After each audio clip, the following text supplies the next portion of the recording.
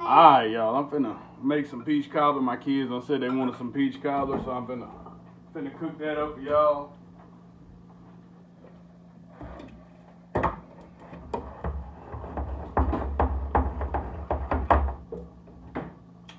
Spill that everywhere. I'm gonna start out with you a can of peaches in heavy syrup. Get them in there in that casserole dish.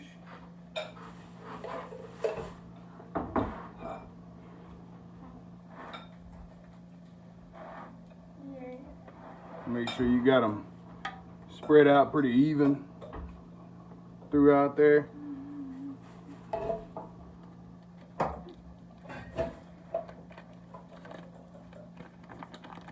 You want to take just a little bit of butter and put it all in here. Won't need no onion in here, son. Putting it to annoy you. The smell. Yes. Put an onion in the peach cobbler. My baby boy trying to put onion in peach cobbler. He trying to make it for Papa. No, I'm trying to annoy him. He ain't annoying me. All right. Like I said, just a little bit of butter. Put a whole stick in there. And then Mix it. turn your oven to 350. Let it preheat. Dad, that Make sure ain't nothing in the oven. You don't want to burn nothing up. same kid helping him mix. Ready? Alright, I'm ready. Is Sammy helping you? No, she's through. Yes. My baby girl helped me mix this up. It didn't mix all the way. And it is a cup of sugar, a cup of flour, mixed together well. Then add a cup of milk and mix it together well again. Don't just add them all three together at one time, because then you're going to have a mess. You got to mix your sugar and your flour first. And then you just slip it off on here. Make sure you get even coverage.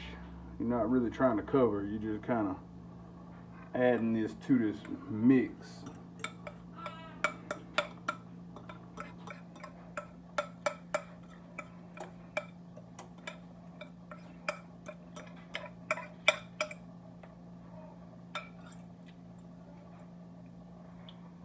All right. And let's see. The way my mom makes it, she adds a little bit of cinnamon in there, which I am not a fan of cinnamon, so I don't usually add it to mine, except for the fact that mine wasn't tasting right. It wasn't tasting nothing like my mama's, so probably need to put that cinnamon in there. Probably make a difference. Throw it in the oven for around an hour on 350 degrees, and you'll have a peach cobbler. We'll show you in a little bit. This is what it looks like when it's done after it's cooked for an hour at 350 degrees.